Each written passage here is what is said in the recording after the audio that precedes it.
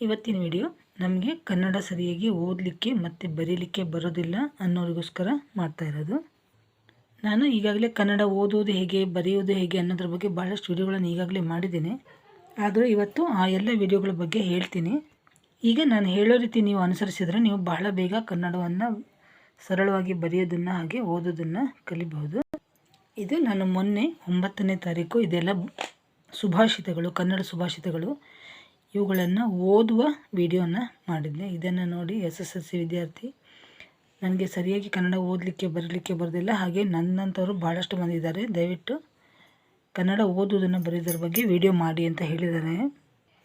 ಮೊದಲನೆಯದಾಗಿ ಕನ್ನಡ ಕಲಿಬೇಕು ಅಂತಂದರೆ ನಿಮಗೆ ಅ ಇಂದ ಳವರೆಗಿನ ಕನ್ನಡ ಮಾಲೆಯ ಎಲ್ಲ ಅಕ್ಷರಗಳು ಗೊತ್ತಿರಬೇಕು. ಇದಂತೂ ಎಲ್ಲರಿಗೂ ಗೊತ್ತಿರುತ್ತೆ. ನಂತರ ನಿಮಗೆ ಕನ್ನಡದ ಕಾಗುಣಿತ ಬರಲೇಬೇಕು.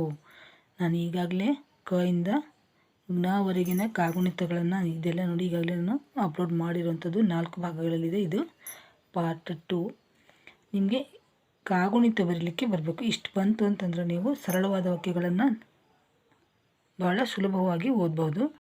ಈಗ ಈ ಕಾಗುಣಿತವನ್ನು ನಾವು ಸುಲಭವಾಗಿ ಕಲಿಯೋದು ಹೇಗೆ ಅಂತಂದರೆ, ನೀವು ಈ ವಿಧಾನವನ್ನು ಅನುಸರಿಸಿದರೆ ನೀವು ಒಂದೇ ದಿನದಲ್ಲಿ ಕಾಗುಣಿತವನ್ನು ಬರೆಯೋದನ್ನು ಕಲಿತು ಬಿಡ್ಬೋದು. ನೋಡಿ, ಈಗ ನಿಮಗೆ ಇಲ್ಲಿ ಸ್ವರ ಉಚ್ಚಾರಗಳು ಹೇಗೆ ಮಾಡಬೇಕು ಅನ್ನೋದನ್ನು ಕೂಡ ಇದರಲ್ಲಿ ಹೇಳಿದ್ದೇನೆ. ಈ ವಿಡಿಯೋ ನಾನು ಈಗಾಗಲೇ ಅಪ್ಲೋಡ್ ಮಾಡಿದ್ದೀನಿ. ಹಿಂದೆ ಕೂಡ SSLC ವಿದ್ಯಾರ್ಥಿ ನಾನು ಕನ್ನಡದಲ್ಲಿ ನನಗೆ ಸ್ವಲ್ಪ ಗೈಡ್ ಮಾಡಿ ಅಂತ ಹೇಳಿದ್ದಕ್ಕೆ ಇದನ್ನು ಮಾಡಿದ್ದೆ.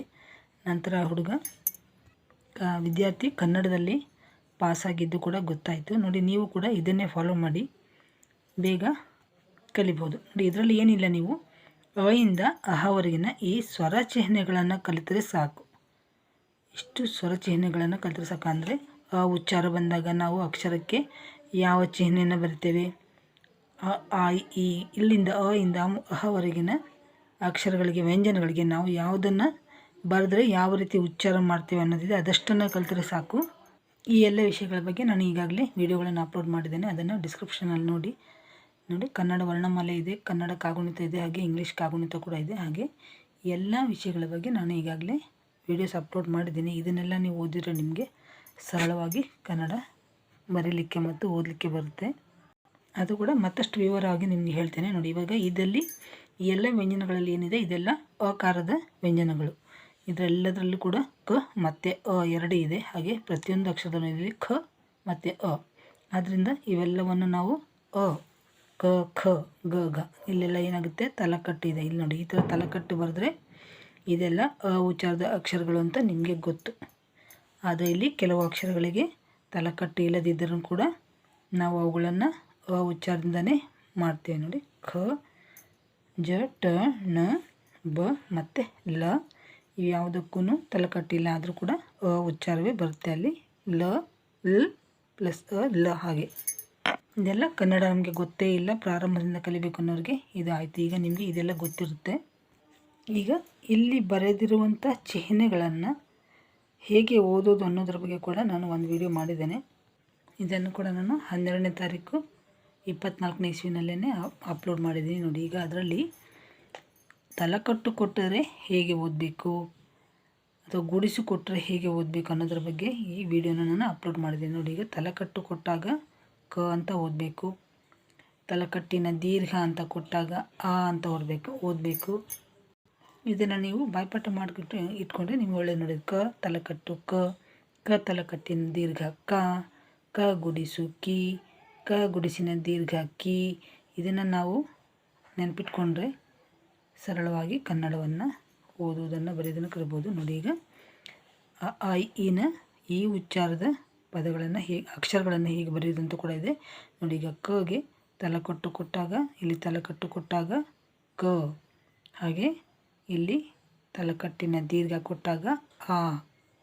ಇದೇ ರೀತಿ ಎಲ್ಲದಕ್ಕೂ ಬರಿತಾ ಹೋಗಬೇಕು. ಇಲ್ಲಿ ಪ್ರತಿಯೊಂದು ಸ್ವರ ಉಚ್ಚಾರಕ್ಕೂ ಯಾವ ಚಿಹ್ನೆಯನ್ನು ಬಳಸಬೇಕು ಅಂತ ಇದೆ. ಇದಿಷ್ಟನ್ನು ನೀವು ಚೆನ್ನಾಗಿ ನೋಡಿಕೊಂಡ್ರೆ ಸಾಕು. ಮೊದಲು ಈ ಚಿಹ್ನೆಗಳನ್ನು ಕಲಿತ್ಕೊಳ್ಬೇಕು. ಈ ವಿಡಿಯೋ ಈಗಾಗಲೇ ಇದೆ. ನಂತರ ನೀವು ಈ ಒತ್ತಕ್ಷರಗಳನ್ನು ಕಲಿಬೇಕು. ಇದು ಕೂಡ ವಿಡಿಯೋ ಈಗಾಗಲೇ ಇದೆ. ಇದು ಕೂಡ 15ನೇ ತಾರೀಕು ಹೋದ ವರ್ಷವೇ ಅಪ್ಲೋಡ್ ಮಾಡಿದ್ದೇನೆ. ಇದು ಕೂಡ ನೀವು ಕಲಿಬೇಕಾಗುತ್ತೆ. ಇದಿಷ್ಟನ್ನು ಕಲಿತರೆ ಒತ್ತಕ್ಷರ ಪದಗಳನ್ನು ಕೂಡ ಸರಳವಾಗಿ ಓದೋದು ಮತ್ತು ಬರೆಯೋದನ್ನು ನೀವು ಮಾಡಬಹುದು.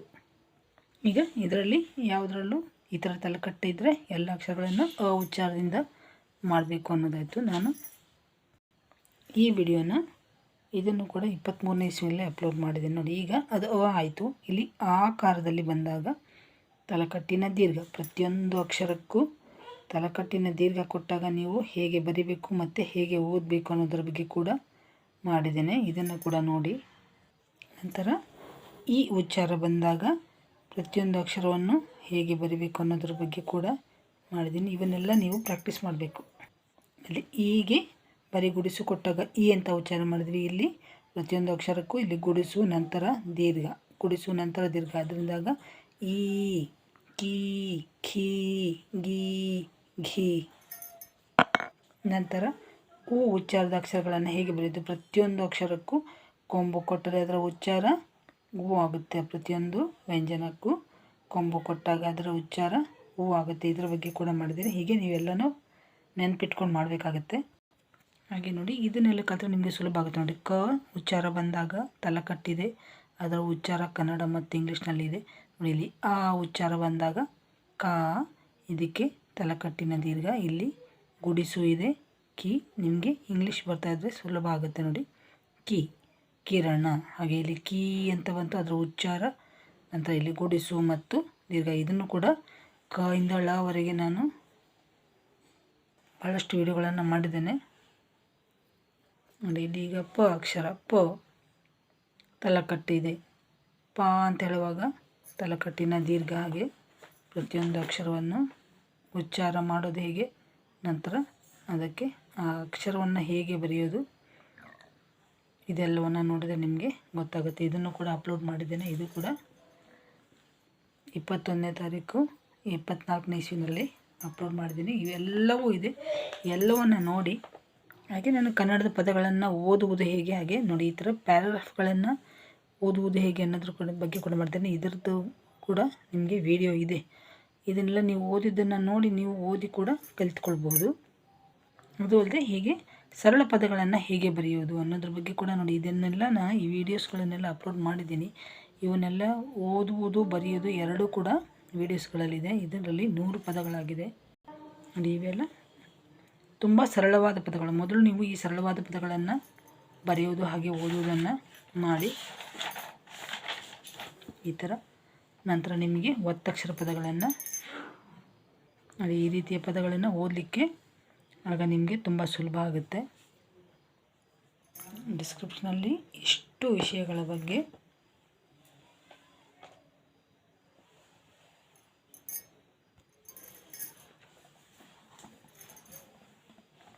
ಈಗಾಗಲೇ ವಿಡಿಯೋಸ್ಗಳಿದೆ. ಇವನ್ನೆಲ್ಲ ನೋಡಿ ಓದಿ.